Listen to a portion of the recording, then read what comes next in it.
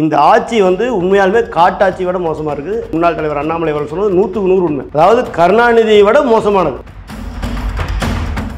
இன்னைக்கு போலீஸ் துறை வந்து திமுகவுடைய ஏவல் துறையாக செயல்படுகிறது உதாரணம்.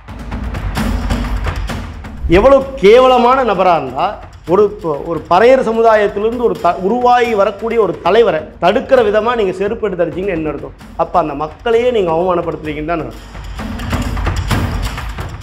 உண்மையாலுமே திருமாவளவன் அரசியல் வியாபாரி. அந்த மக்களுடைய எந்த உணர்வுகளையும் மதிக்காமல் அவங்கள ஓட்டை திருடுறது மட்டுமே குறிக்கோளை வச்சு வாழக்கூடிய ஒரு நபர். எல்லாத்தையும் மூடிட்டு இந்த திமுகவுடைய சொம்பு தூக்குறதையே முழு வேலையை வச்சிருக்கிறார் திருமாவளவன். இதைத்தான் ஏர்போர்ட் மூர்த்தி அவர்கள் கண்டிக்கிறார். அப்போ திமுக தலைவர் உண்மையாலுமே வந்து சமூக நீதியை காப்பாற்றக்கூடிய ஒரு தலைவராக இருந்திருந்தார். பறையர் சமுதாயத்தினுடைய தலைவராக இருக்கக்கூடிய ஏர்போர்ட் மூர்த்தி அடிக்கும் போது கேட்டிருக்கணுமா வேண்டாமா? அவருக்காக துணி நின்றுக்கணுமா வேண்டாமா? எப்படி ஒரு பெரிய கண்டுபிடிப்பு பாருங்களேன். இப்படிப்பட்ட இந்த மாதிரி ஒரு மூதேவியினால தான் இந்த அரசியல், தமிழக அரசியல் கேடு கட்டு கிடக்குது. அப்போது இவங்களுடைய நோக்கம் என்ன? இந்த தாழ்த்தப்பட்ட மக்களுக்காக நிற்கிறது இல்லை. அவங்களுடைய ஓட்டு தான் இவங்களுக்கு முக்கிய குறிக்கோளாக இருக்குது. 500,000 கொடுத்தோமா, அந்த மக்களை இயல்பையை பயன்படுத்தி ஓட்டை வாங்கினோமா, கோட்டைக்கு போனோமா நிற்கிறாங்களா தவிர. அப்போது இவங்களுக்கு என்ன பிரச்சனை? அந்த இனத்திலிருந்து, அந்த மக்களிலிருந்து ஒரு ஆள் வளர்ந்து வந்துடக்கூடாது. அது தன்னை விட மேலே வந்துடக்கூடாது. அப்போ நாம் வந்து அந்த மக்களுடைய ஓட்டையெல்லாம் உறிஞ்சி வெற்றி பெற்றுட்டு இருக்கிறோம். அதை வச்சு திமுககாரங்கிட்ட காசு வாங்கிட்டு இருக்கிறோம். அதெல்லாம் நம்மளுக்கு கிடைக்காம போயிருமேங்கிற ஆதங்கத்தில் இந்த வேலை பார்த்துருக்காங்க.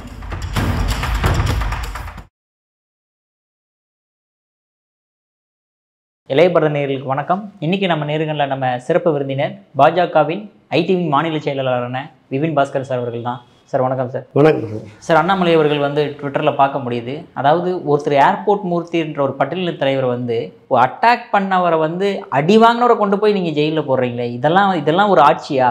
கருணாநிதி அவர்கள் 2006 2011 ஆட்சியை விட இது கேவலமாக இருக்குது அப்படின்ற மாதிரி போட்டிருக்காரு சார்.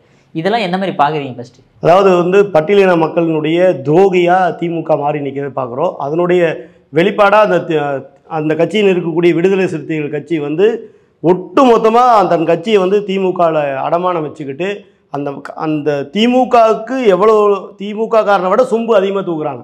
முட்டு கொடுக்குற வேலையை பார்க்குறாரா தவிர இங்கே பட்டியலின மக்கள் அடி வாங்குற உதவாங்கிற கேட்கக்கூடிய ஒரு நபரை ஏன்டா இந்த மாதிரி பண்ணுறீங்க, நீ ஏன் திருமாவளவன் உங்களை எல்லாம் எதுக்கு ஜெயிக்க வச்சாங்க இந்த மக்கள், ஏன் உங்களுக்கெல்லாம் சட்டமன்றத்தில் உறுப்பினர் உட்கார வச்சுருக்காங்க, நீங்களாம் ஏன் சட்டமன்றத்தில் இந்த மக்கள் தாழ்த்தப்பட்ட மக்களுக்காக பேச மாட்டேங்கிறீங்க அப்படின்னு கேட்ட ஒரு ஏர்போர்ட் மூர்த்தி அவர்களை அடித்ததை அநாகரிகமான செயல். இந்த ஆட்சி வந்து உண்மையாலுமே காட்டாட்சியை விட மோசமாக இருக்குது. முன்னாள் தலைவர் அண்ணாமலை அவர்கள் சொன்னது 100க்கு 100 உண்மை. அதாவது கருணாநிதியை விட மோசமானது. அதாவது உண்மையாலுமே மு.க. ஸ்டாலின் அவர்கள் சொல்கிறார் இல்லையா, நாங்கள் வந்து அனைவருக்குமான ஆட்சி, சாதி சமயமற்ற ஆட்சி, இது தாழ்த்தப்பட்ட ஒரு மக்களின் ஆட்சி அப்படின்னு சொல்கிறார்ல. அப்போது அந்த மக்களுடைய பிரதிநிதியாக இருக்கக்கூடிய ஒரு நபரை ரோட்டில், அது எந்த இடத்துல, எங்கோ ஒரு முட்டுச்சந்தில் அடிச்சிருந்தா கூட பரவாயில்ல, கமிஷனர் அலுவலகத்து முன்னாடி வாசலில் அந்த இடத்துல எப்படி பார்த்தாலும் 100-150 பேர் போலீஸ் காவலுக்கு நிற்பாங்க. இப்போ நீங்கள் அங்கே இந்த ப்ரெஸ் மீட்டை தவிர 20-30 பேரை தவிர மீதி இருக்கக்கூடிய அனைவருமே காவலர்கள். ஏன்னா அந்த இடம் காவல்துறையினுடைய கமிஷனர் அலுவலகம். கேட்டு வாசலே 10-20 பேர் நிற்பான். அப்போது ஒரு ஏர்போர்ட் மூர்த்தி அவர்களை கம்ப்ளைண்ட் கொடுக்க போயிருக்காரு. இத்தனைக்கு அவர் அப்பாயின்மெண்ட் வாங்காமல் போயிருப்பாரா? அப்பாயின்மெண்ட் வாங்கியிருப்பார். அப்புறம் அவர் வருவாருன்னு சொன்னது யார் சொல்லியிருப்பா? விசிகாரனுக்கு போலீஸ்காரங்கன்னு சொல்லியிருப்பான். அப்போ போலீஸ்காரனே உடந்தையாக இருந்துக்கிறான் அதுக்கு. அப்போ போலீஸ்காரங்க உடந்தையாக இருந்து அவர் வரும்போது வழிமறித்து அடிக்கிறான்னா எப்படி தடுப்பான்? போலீஸ்காரன் கண்ணு முன்னாடி விசிகாரர் 4-5 பேர் சேர்ந்து ஏர்போர்ட் மூர்த்தி அடிக்கிறத தடுக்க முடியாதா? அப்போ போலீஸ்காரனுடைய தூண்டுதல் பேர் தான் நடந்திருக்குது. அப்போ திமுகவோட தூண்டுதல் பேர் தான் நடந்திருக்குது. நான் அவர் சொல்லியிருப்பார், விசிகாரங்கிட்ட சொன்னோன்னையும் இவங்களாம் ஒன்று சேர்ந்துருப்பாங்க. இன்னைக்கு போலீஸ் துறை வந்து திமுகவோட ஏவல் துறையாக செயல்படுகிறது உதாரணம். ஒரு தலைவர், அது தாழ்த்தப்பட்ட மக்களுடைய பறையர் சமுதாயத்தினுடைய தலைவராக இருக்கக்கூடிய ஏர்போர்ட் மூர்த்தி அவருக்கு இந்த நிலைமைனா சாதாரண மக்களுடைய நிலைமை தமிழ்நாட்டில் எந்த அளவுக்கு இருக்கும்? அதனால தான் கலைஞர் கருணாநிதி அவர்களுடைய ஆட்சியை விட கொடூரமான ஆட்சியாக இருக்குது இந்த ஆட்சி. நீங்கள் யோசிச்சு பாருங்கள், கம்ப்ளைண்ட் கொடுக்க போனவர் மேலே எப்போ அடிச்சிங்க நீங்கள்? அவர் என்ன அப்படி சொல்லிவிட்டார்? விடுதலை சிறுத்தை பார்த்து என்ன சொல்லிவிட்டார்? விடுதலை சிறுத்தைகள் அப்படிங்கிறத கட்சி தன்னுடைய கட்சியை அறிவாலய வாசலில் அடமானம் வச்சுட்டாங்க. அந்த மக்களுடைய ஓட்டெல்லாம் பறித்து அரசியல் வியாபாரி திருமாவளவன் அந்த மக்களுடைய ஓட்டெல்லாம் நீங்கள் போடுங்க, நான் உங்களுக்காக நிற்கிறேன்னு சொல்லிட்டு ஓட்டெல்லாம் வாங்கிட்டு வேங்கை வயல் பிரச்சனைக்கு எதாவது பேசியிருக்காரா? அங்கே கண்டுபிடிச்சிருக்காரா? அந்த மலங்கலந்த தண்ணியை இன்னைக்கு அவங்க குடிச்சிருக்காங்கல்ல, அந்த மக்களுக்காக துணை நின்றுருக்காரா? 65 பேருக்கு மேலே இறந்தாங்கல்ல கள்ளக்குறிச்சியில், அந்த மக்களுக்காக ஏதாவது போய் நின்னாரா? அது மட்டும் இல்லை, எந்த இடத்துலையாவது தாழ்த்தப்பட்ட மக்கள் பழங்குடியின மக்கள் பாதிக்கப்பட்டா அங்கே போய் நிற்கிறாரா? இன்றைக்கி தூய்மை பணியாளர்கள், அந்த தூய்மை பணியாளர்கள் இருக்கிற 80% பேர் பழங்குடியின மக்கள். நான் சொல்ல 2021 இன்னைக்கு முதலமைச்சராக இருக்கக்கூடிய அன்னைக்கு எதிர்க்கட்சி தலைவராக இருந்த மு.க. ஸ்டாலின் சொல்லியிருக்கார், 80% பேர் பழங்குடியின மக்களாக இருக்கிறாங்க, அவங்களுக்கு கூட வேலை வாய்ப்பு போயிடக்கூடாது, அவங்கள பணி நிரந்தரமாக்கணும். நாங்கள் திமுக ஆட்சி ஜெயிச்சு வந்தால் 2021 ஜெயிச்சு வந்தால் நாங்கள் பணி நிரந்தரமாக்கணும்னு சொன்னார்ல. இன்னைக்கு அதே தூய்மை பணியாளர்கள் இன்னைக்கு போராட்டம் பண்ணுறாங்க. அவங்கள அடித்து என்னவோ வாஷிங் மிஷினில் துணி துவைக்கிற மாதிரி அடித்து போட்டு புழிஞ்சு எடுத்து தூக்கி கொண்டு போய் குப்பையில் வீசுகிற மாதிரி வீசுகிறானுங்க. அதை பற்றி ஏதாவது திருமாவளவன் பேசியிருக்காரா? ஏங்க அன்னைக்கு நீங்கள் 2021 சட்டையை கிழிச்சிட்டு கவர்னர் பாலி வரைக்கும் போனீங்களுக்கு இருக்கிற மாதிரி அன்னைக்கு நீங்கள் ஒரு வார்த்தை சொன்னீங்கல்ல, இந்த மக்களை எல்லாம் வந்து நிரந்தரமாக்கணும்னு சொன்னீங்கல்ல, இன்றைக்கி அந்த மக்களை வந்து நிரந்தரமாக்கணுமா வேண்டாமா அப்படின்னு ஒரு வார்த்தை கேட்டாரா? சட்டசபையில் எதுக்கு உங்களை அனுப்புனாங்க? அந்த மக்களுக்கான பிரச்சனைகள் பேசத்தானே அனுப்பியிருக்காங்க. அதைத்தானே ஏர்போர்ட் மூர்த்தி அவர்கள் சொல்கிறாரு, அதைத்தானே கேட்குறாரு. அதுக்கு நீங்கள் உண்மையாலுமே திராணி இருந்தால், சரியான ஆம்பளையாக இருந்தால் நீங்கள் என்ன பதில் சொல்லியிருக்கணும்? நேருக்கு நேர் பேசியிருக்கணும். அவர் கூப்பிட்றாருல, வாடா நான் நேருக்கு நேராக பேசுவோன்னு சொல்கிறாருல, அப்படி தானே பேசுகிறாரு. அப்போ நீங்கள் என்ன பண்ணியிருக்கணும்? வா, நானும் ஸ்டேஜ் போகிறேன், நீ நில்லு, நீ என்னென்ன பண்ணியிருக்கிற அந்த மக்களுக்காகன்னு சொல்லு, நான் என்னென்ன மக்களுக்காக அப்படி இருக்கேன்னு சொல்லு. இதுதானே விவாதம், இதுதானே ஒரு ஆரோக்கியமான அரசியலுக்கு ஒரு நேர்மையான தலைவனுக்கு உண்டான அழகு. அதை விட்டுட்டு நீங்கள் வாட்டுக்கு செருப்பு எடுத்து அடிச்சா என்ன அர்த்தம்? அப்போ உங்களோட புத்தி என்னவா இருக்குன்னு கேட்குறேன் நான். எவ்வளோ கேவலமான நபராக இருந்தால் ஒரு பறையர் சமுதாயத்திலிருந்து உருவாகி வரக்கூடிய ஒரு தலைவரை தடுக்கிற விதமாக நீங்கள் செருப்பு எடுத்து அடிச்சிங்கன்னு என்ன அர்த்தம்? அப்போ அந்த மக்களையே நீங்கள் அவமானப்படுத்துறீங்கன்னு தான் அர்த்தம். இது எவ்வளோ ஒரு கேவலமான செயல் பாருங்க. ஏர்போர்ட் மூர்த்தி அவர்கள் கேட்ட கேள்விகள் நியாயமானவை, ஆனால் அவருடைய அந்த பேச்சு ஸ்டைல் வேணால் வேறு விதமாக இருந்துக்கலாம், ஆனால் நியாயமான கேள்வி. ஓட்டு வாங்கினேன் அந்த மக்கள்கிட்ட, அந்த மக்களுக்காக நீ எதாவது பண்ணியா? ஏன் அறிவாலி வாசலில் வந்து ஒரு கேவலமான ஒரு மிருகம் மாதிரி நின்றுட்டுக்கிற? காசுக்காக ஏன் பிச்சை எடுத்து நின்றுட்டுக்கிற? உனக்காக தானே ஓட்டு போட்டாங்க, நீ கேட்க வேண்டியதானே அப்படின்னு கேட்டால், நீ நியாயமானவனாக இருந்தால், அந்த மக்களுடைய உண்மையான தலைவனாக இருந்ததுன்னா நீ கேட்டிருப்ப. அதை விட்டுட்டு நீங்கள் என்ன சொல்கிறீங்க அந்த மக்களை பார்த்து? நீ திருடங்கிறீங்க, கம்பியெல்லாம் திருடிட்டு போயிடாத, திருட்டு பையில திருடிடாத அப்படிங்கிற. அடுத்து என்ன சொல்கிற? என் கட்சியில் சேரணும்னா உன் மேலே 10 மேலே எஃப்ஐஆர் இருக்கணும், அப்போ தான் நீ என் கட்சியினுடைய தொண்டனாக இருப்பேங்கிற அந்த மக்களை பார்த்து. அப்போ நீ அப்படிப்பட்ட ஒரு தலைவன், நீ அப்புறம் உண்மையாலுமே அந்த மக்களுக்காக நிற்கக்கூடிய ஏர்போர்ட் மூர்த்தி பார்த்தா அவனுக்கு எரிச்சல் வருமா வராதா? அவருக்கு செல்வாக்கு இப்போ அதிகமாகிட்டே இருக்குது, அந்த மக்களுடைய ஒரு தலைவராக உருவாகிட்டு இருக்கிறார். அப்போது ஒரு கட்சியினுடைய தலைவராக இருக்கிற ஒரு நபரை நீ சிறுமைப்படுத்தோன்னு நினச்சி அடிச்சிங்கன்னா இன்றைக்கி யார் சிறுமைப்பட்டு கிடக்கிறான்? உண்மையாலுமே திருமாவளவன் அரசியல் வியாபாரி, அந்த மக்களுடைய எந்த உணர்வுகளையும் மதிக்காமல் அவங்கள ஓட்டை திருடுறது மட்டுமே குறிக்கோளை வச்சு வாழக்கூடிய ஒரு நபர். அவர் வந்து அந்த மக்களுக்காக எதுவுமே செய்ய மாட்டார், தனக்காக எதாவது பண்ணிக்கு வரா தவிர அந்த மக்களை பயன்படுத்தி தான் வந்து மேலே வரணும், எம்எல்ஏவாக இருக்கணும், எம்பியாக இருக்கணும், பணம் சம்பாதிக்கணும், அறிவாளி வாசலில் அவங்க கொடுக்குற காசுக்கு பிச்சை எடுக்கணும், இதை தவிர வேறு எதுவும் பண்ண மாட்டார். உண்மையாலுமே அவர் தலைவராக இருந்திருந்தால் இன்றைக்கி அந்த தூய்மை பணியாளர் பின்னாடி நின்றுருப்பார், அந்த வேங்கை பிரச்சனைக்காக நின்றுருப்பார், 65 பேர் சாகும்போது நின்றுருப்பார், மக்களெல்லாம் பெண்களெல்லாம் பாதிக்கப்படும் போது அந்த பெண்களுக்காக துணை நின்றுருப்பார். எல்லாத்தையும் மூடிட்டு இந்த திமுகவுடைய சொம்பு தூக்குறதையே முழு வேலையை வச்சுருக்கிறார் திருமாவளவன். இதைத்தான் ஏர்போர்ட் மூர்த்தி அவர்கள் கண்டிக்கிறார்.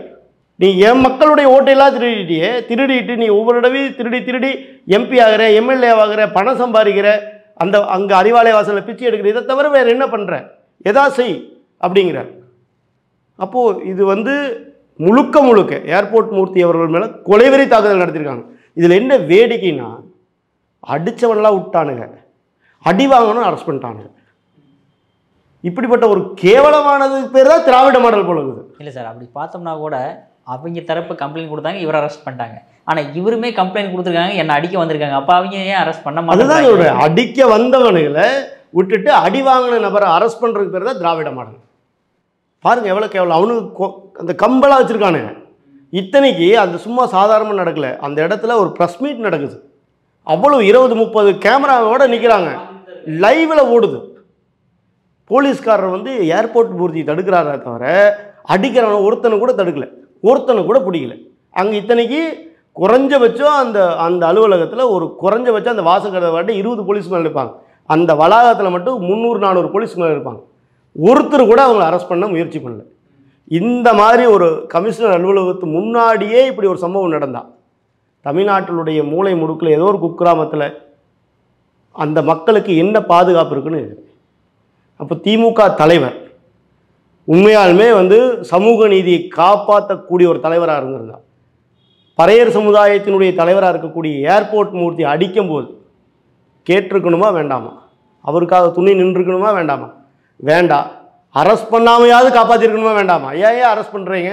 அவர் மேலே என்ன தப்பு இருக்குது? நீங்கள் சொல்கிற மாதிரி அவர் கேள்வி தானே கேட்டார், பதில் சொல்ல முடியலன்னா விட்டுருங்க. ஏன் அரெஸ்ட் பண்ணீங்கன்னு கேட்டிருக்கணுமா வேண்டாமா? அதையெல்லாம் விட்டுட்டு எல்லாத்துக்கும் துணை நின்று என்ன அர்த்தம்? அதாவது அவங்க சைடு குற்றச்சாட்டு என்ன வைக்கிறாங்க அப்படின்னா, அவர் ஒரு மிகப்பெரிய ஒரு கட்டா பஞ்சாயத்து பண்ணுறாரு. கட்டா பஞ்சாயத்து பண்ணுற போது கேட்க போனவங்களை இவர் அடிக்க வராரு. அதுக்காக தான் தற்காப்புக்காக தான் இவங்க அடிச்சுதான் அப்படியே சொல்கிறாங்களே சார். அவங்க மீடியா முன்னாடி தானே நடந்தது. இது எல்லாமே மீடியா முன்னாடி தான் நடந்தது. இவர் ஃபஸ்ட் அடித்தாரா அவனுக்கு ஃபஸ்ட் அடித்தானுங்களா? அவனு தான் அடிக்கிறானுங்க. இப்போ கட்ட பஞ்சாயத்து நடந்தது ஒரு டீ கடையிலையும் சொல்கிறாங்க. அது டீ கடையாக இருந்தது. அங்கே கமிஷனர் வாசலில் டீ கடையாக போட்டு யார் வாட் பண்ணிட்டு இருக்கிறா? கமிஷனர் வாசலில் டீ கடை போட்டு யார் உட்காந்துட்டுக்கிறான்? அப்போ இது எல்லாமே முழுக்க முழுக்க ஒரு ஜோடிக்கப்பட்ட ஒரு நாடகமாகவே இருக்குது. அதாவது இந்த கேஸ்லேருந்து எல்லாமே போலீஸ் உடந்தையாக இருக்குது. ஏர்போர்ட் மூர்த்தி அவர்களை அரெஸ்ட் பண்ணணும்னு போலீஸு ரொம்ப நாளாக காத்துட்டு இருந்துக்கிறாங்கன்னு தெரியுது. திமுகவுக்கு திமுகவுடைய ஆளுகள் எல்லாம் போலீஸாக போட்டால் இதுதான் நடக்கும். அவங்க இல்லைன்னா என்னையா நிற்கிறானுங்க. திருமாவளவனும் போலீஸ் துறையும் இணைந்து செயல்படுறாங்க. தமிழ்நாட்டுடைய காவல்துறை திமுகவுடைய ஏவல் துறையாக செயல்பட்டுருக்கிறதுல எந்த விதமான மாற்று கருத்தும் கிடையாதுங்க. இது முழுக்க முழுக்க அராஜகமான செயல். ஒரு மக்களுக்காக பேசக்கூடிய ஒரு நபர் அது தனக்காக பாதுகாப்பு கேட்கல. இன்னொரு மா.க. ஸ்டாலின் ஒருத்தர் நபர் அந்த ஆஃபீஸ்க்குள்ளேயே பூந்து அரசு ஆஃபீஸ்க்குள்ளேயே பூந்து 2-3 பேர் தாக்குறானுங்க. அந்த நபருக்கு பாதுகாப்பு கொடுங்கன்னு இவர் கேட்க போகிறார். அப்படிப்பட்ட ஒரு அடுத்தவங்களுக்காக பாதுகாப்புக்கு கேட்க போட்ட ஒரு நபரை தாக்குறதுங்கிறது கொடூரமான செயல். இது முழுக்க முழுக்க போலீஸ் துறையினுடைய தோல்வியை காட்டுது. இதுக்கு பொறுப்பேற்க வேண்டியவர் மு.க. ஸ்டாலின் அவர்கள். ஆனால் சார், இப்போ நீங்கள் சொல்கிற மாதிரி அந்த வீடியோக்களை எப்படியும் போலீஸ் நீதிமன்றத்தில் சப்மிட் பண்ணியிருப்பாங்க. இருந்தாலுமே 15 நாள் நீதிமன்ற காவல் கொடுக்கறதுக்கான இது என்ன சார்? அப்புறம் இவங்க அந்தளவுக்கு அழுத்தம் கொடுத்துருப்பாங்க. திமுக தரப்புலேருந்தும் போலீஸ் துறையிலிருந்தும். விசிக தலைவர் அவர் அதாவது மக்களுக்காக எதுவும் பண்ண மாட்டார். மக்களுக்காக இந்த அழுத்தத்தை கொடுத்துருந்தாருன்னா இன்றைக்கி வேங்கை வேலை இத்தனை நாளாக 2 வருஷமாக கண்டுபிடிக்காமல் இருந்திருப்பானுங்களா? 3 வருஷமாக கண்டுபிடிச்சிருப்பாங்களா? இந்த அழுத்தத்தை அங்கே கொடுக்க வேண்டியதானே. கள்ளச்சாராயம் காய்ச்சறவங்கிட்ட போய் அந்த அழுத்தத்தை அங்கே காமிச்சிருக்கலாம். அந்த திமுக காரங்கிட்ட காமிச்சிருக்கலாம்ல அழுத்தத்தை. ஏன் இந்த இந்த தூய்மை பணியாளர்கள்லாம் வேலை வேணும்னு கேட்டாங்களே, அப்போ காமிச்சிருக்கலாம்ல இந்த அழுத்தத்தை. அப்போல்லாம் திமுகவுக்கு தானே சொம்பு தூக்குனார். அவர் போய் என்ன பண்ணார்? 65 பேர் சாகும்போது மது ஒழிப்பு மாநாடு நடத்தினார். யாரை வச்சு? மது விற்கிறவனையும் மது காய்ச்சறவனையும் உட்கார வச்சு மது ஒழிப்பு மாநாடு நடத்தினார். இப்போ என்ன பண்ணுறாரு? இந்த தூய்மை பணியாளர் விஷயத்தில் இந்த மக்கள் புதுசாக கண்டுபிடிக்கிறார். புதிய விஞ்ஞானி இவர் கண்டுபிடிக்கிறாரு. என்னென்னா அந்த மக்கள் தூய்மை பணியாளர் குப்பை அள்ளுறவங்க நிரந்தர பணி கொடுத்துட்டா அவங்க காலத்துக்கு குப்பையே அள்ளுவாங்களாம். எப்படி ஒரு பெரிய கண்டுபிடிப்பு பாருங்களேன். இப்படிப்பட்ட இந்த மாதிரி ஒரு மூதேவியினால தான் இந்த அரசியல், தமிழக அரசியல் கேடு கட்டு கிடக்குது. புரியுதுங்களா? அவங்க என்ன கேட்குறாங்க? தூய்மை பணியாளர்கள் எனக்கு நிரந்தர வேலை கொடுங்கன்னு கேட்குறாங்க. அவங்க தானே கேட்குறாங்க நிரந்தர வேலைன்னு. இவர் புதுசாக கண்டுபிடிக்கிறார். குப்பை அள்ளுறவர்களே குப்பை அள்ளினால் அவங்களுக்கு அது தொழிலாக மாறிடுமா. அவங்கள அந்த மக்களை அந்த குப்பை அள்ளுற இதுலேயே வச்சுருவாங்களாம். படித்து மேலே வர விடமா. குப்பை 60 வயசில் படித்து என்ன பண்ண போகிறாங்க?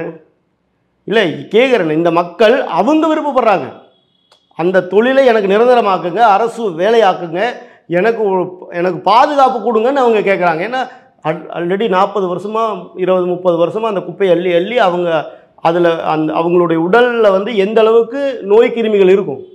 அவங்க எனக்கு நிரந்தரம் கொடுங்கங்கிறாங்க. ஏன்னா அவங்க நாளைக்கு இறந்தால் கூட அந்த குடும்பத்துக்கு ஒரு பாதுகாப்பு கிடைக்கும். அதை கேட்குறாங்க. தன்னுடைய உரிமையை கேட்குறாங்க. இந்த சிங்கார சென்னையாக மாற்றுறதுக்கு அவங்க பட்ட பாட்டுக்கு ஒரு நிவாரணம் கேட்குறாங்க. அதை கொச்சப்படுத்துகிறார் இந்த திருமாவளவன். ஏன்னா இவர் நாளைக்கு அதுலேருந்து ஒரு ஆள் வர்றாருங்க, சார் உங்கள் எம்பி பதவி கொடுத்துருங்க, நான் நின்றுக்கிறேன்னா விட்டுருவாரா? அவர் கேட்குறேன் நான், இவர் விட்டுருவாரா? சரி, இவ்வளோ நாள் எம்பியாக இருந்தீங்களா, நீங்கள் போய் குப்பை இல்லைன்னா இவர் போய் குப்பை எழுவாரா? எதுக்கு இந்த விதண்டாவாதம்? அப்போ கூட அவர் திமுகவுக்கு சொம்பு தூக்குறார். சார் நீங்கள் ஸ்டாலின் அவர்களே 2021 நீங்கள் தானே சொன்னீங்க இந்த ஆளுகள் எல்லாம் இவங்களை எல்லாம் வந்து நிரந்தரமாக்குறது நீங்கள் தானே சொன்னீங்க, ஏன் ஆக்காமல் இருக்கிறீங்கன்னு ஒரு துளி கேட்கல. அப்போது இவங்களுடைய நோக்கம் என்ன? அந்த தாழ்த்தப்பட்ட மக்களுக்காக நிற்கிறது இல்லை, அவங்களுடைய ஓட்டு தான் இவங்களுக்கு முக்கிய குறிக்கோளாக இருக்குது. 500,000 கொடுத்தோமா, அந்த மக்களை ஏழ்மையை பயன்படுத்தி ஓட்டை வாங்கினோமா, கோட்டைக்கு போனோமா நிற்கிறாங்களா தவிர ஏர்போர்ட் மூர்த்தி அவர்கள் மாதிரி மக்களாக பிரச்சனைக்காக நிற்கக்கூடிய ஆளுகளாக இவங்க இல்லை.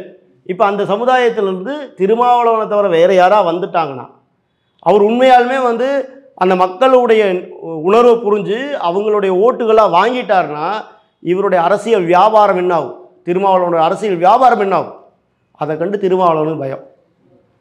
ஏர்போர்ட் மூர்த்தி அவர் நேருக்கு நேராக கேட்குறார், தைரியம் இருந்தால் நேராக ஒரே ஸ்டேஜில் பேசுவோம்.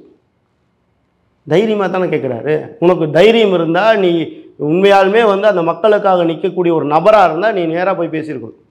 அதை விட்டுட்டு செருப்பு எடுத்து அடித்து ஆளுகளை வச்சு அடிச்சின்னா நீ பயந்த பேடி தானே போ. ஆனால் ஏற்கனவே ஏர்போர்ட் மூர்த்தி அவர்கள் என்ன சொல்கிறாருன்னா, நான் ஏற்கனவே டிஜிபி ஆஃபீஸ் போய் எனக்கு பாதுகாப்பு கொடுங்கன்னு கேட்டோம், ஆனால் அவங்க என்ன சொல்கிறாங்கன்னா நீங்கள் வீட்டை விட்டு வெளியே விட்டு வந்துடாதீங்க, உங்களுக்கு பாதுகாப்பு கொஞ்சம் கஷ்டமாக இருக்கும் அப்படின்ற மாதிரி சொல்கிறாங்களாமா சார்? அதாவதுங்க, இதுக்கு வந்து மூல காரணமே போலீஸ் தான். ஏன்னா போலீஸ் கண்ணு முன்னாடி அடிக்கும் போதே போலீஸ் காப்பாற்றலை, புரியுதுங்களா? அப்போ போலீஸ் கூட இருந்தால் மட்டும் எங்கே போனி கூட இருந்தால் மட்டும் காப்பாற்றிடுவாங்களா? காப்பாற்ற மாட்டாங்க. அவங்களுக்கு தெரியும் ஏர்போர்ட் மூர்த்தி அவர்களை அடிக்கணும்னு முடிவு பண்ணிட்டாங்க, ஏதோ ஒரு இடத்துல தாக்கணும்னு முடிவு பண்ணிட்டாங்க.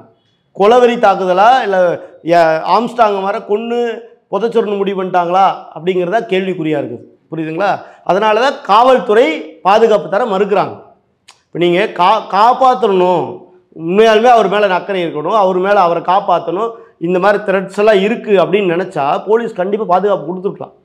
ஆனால் அவரை நீங்கள் போலீஸை வச்சு அடிக்கணும்னு முடிவு பண்ணால் எப்படி பாதுகாப்பு தருவீங்க? போலீஸ் தானே இதில் முதல் ஆளாக உளவு கொடுத்தது யார்? இவர் வர்றாருன்னு டிஜிபி அலுவலகத்துக்கு வர்றாருன்னு திருமாவளவங்கிட்ட சொன்னது யார்? விசிகாரங்கிட்ட சொன்னது யார்? போலீஸ் தானே. திருமாவளவங்களுக்கு தெரிஞ்சு தான் நடக்குதுன்றீங்களா? ஆமாம், தெரியாமல் எப்படி நடக்கும்? தெரியாமல் இதில் நடக்கிறதுக்கு என்ன வாய்ப்பு இருக்குது சார்? இதில் விசிகாரங்க நேரடியாக போய் தாக்க வேண்டிய அவசியம் எங்கேருந்து வந்து கேட்குறேன் நான். அது கமிஷனர் ஆஃபீஸ் முன்னாடியே அடித்தா கண்டிப்பாக நேர்மையான போலீஸ் அதிகாரியாக தான் அரெஸ்ட் பண்ணுவாங்கிறது தெரியும். அப்போது இது எல்லாம் தெரிஞ்சு போய் அடிக்கிறான்னா அவனுக்கு ஒரு பின்னாடி ஒரு பெரிய ஆள் இருக்கணும்ல. அவர் சொல்லாமல் அவங்க ஆளுகளில் யாரும் உதவிக்கு நிற்காமல் இவங்களாம் எப்படி போவாங்க? சரி, ஏர்போர்ட் மூர்த்தி அவர்கள் தான் பேசுகிறது தப்புனா உங்கள் இதில் விசிகால நீங்கள் பேசுகிறது சரியாக இருக்கா? நீங்கள் பேசுகிறது சரியாக இருக்கா? உங்களுடைய எம்எல்ஏக்கெல்லாம் இருக்கிறாங்கல்ல, அவங்க பேசுகிறதெல்லாம் சரியாக இருக்கா? எல்லாம் இதை விட கேவலமாலாம் பேசுகிறானுங்க, எல்லாரும் எடுத்தறிஞ்சில் பேசுகிறானுங்க. பாரத பிரதமர் நரேந்திர மோடியை உங்களை விட யார் இந்த இதில் அதிகமாக கேவலமாக பேசியிருக்காங்க சொல்லுங்கள்? அப்போ இவங்களாம் இவ்வளோ கேவலமாக பேசுகிறாங்கல்ல. அப்போது இவங்களுக்கு என்ன பிரச்சனை? அந்த இனத்திலிருந்து அந்த மக்களிலிருந்து ஒரு ஆள் வளர்ந்து வந்துடக்கூடாது, அது தன்னை விட மேலே வந்துடக்கூடாது. அப்போ நாம் வந்து அந்த மக்களுடைய ஓட்டையெல்லாம் உறிஞ்சி வெற்றி பெற்றுட்டு இருக்கிறோம், அதை வச்சு திமுககாரங்கிட்ட காசு வாங்கிட்டு இருக்கிறோம், அதெல்லாம் நம்மளுக்கு கிடைக்காம போயிருமேங்கிற ஆதங்கத்தில் இந்த வேலையை பார்த்துருக்கானுங்க. கொலவெறி தாக்குதல் பண்ணியிருக்கானுங்க. ஆம்ஸ்ட்ராங் மாதிரி கொல்லணும்னு முடிவு பண்ணி வந்தாலும் கூட வந்திருப்பானுங்க. ஏன்னா இவங்க போலீஸு உண்மையாலுமே அவங்கள அரெஸ்ட் பண்ணணும்னு முடிவு பண்ணியிருந்தா அவங்க வந்த வாகனத்தை பிடிச்சிருந்தா தெரிஞ்சிருக்கும் அதில் என்னென்ன வச்சுருந்தானுங்கன்னு. கரெக்டுங்களா? எதுவுமே பண்ணலை. வீடியோ எடுக்கிறாங்க. இங்கே இருக்கிற ப்ரெஸ் மீட்டெல்லாம் வந்து ஓடுறவங்க வரைக்கும் எந்த வண்டி வரைக்கும் எந்த வண்டி நம்பர் வரைக்கும் ஆட்டோ காரு எல்லா நம்பரும் இருக்காது. அப்போ நீங்கள் அரெஸ்ட் பண்ணணும்னா எல்லாத்தையும் பண்ணியிருக்கணும்ல, ஏன் பண்ணலை? இது முழுக்க திமுகவும் விசிகாவும் செய்த கொலவெறி தாக்குதல் ஏர்போர்ட் மூர்த்தி அவர்கள் மேலே. ஒரு தலைவர் அந்த தாழ்த்தப்பட்ட மக்களிலிருந்து யார் மேலே வந்தாலும் அவங்கள நாங்கள் இப்படித்தான் பண்ணுவோன்னு அதாவது சொல்லாமல் சொல்லியிருக்காங்க. இது ரொம்பவுமே வன்மையாக கண்டிக்கத்தக்கது. ஓகே சார், உங்கள் அற்புதமான கருத்து இளையபாரனுடைய பந்ததற்கு மிக்க நன்றி சார். நன்றி பிரதர்.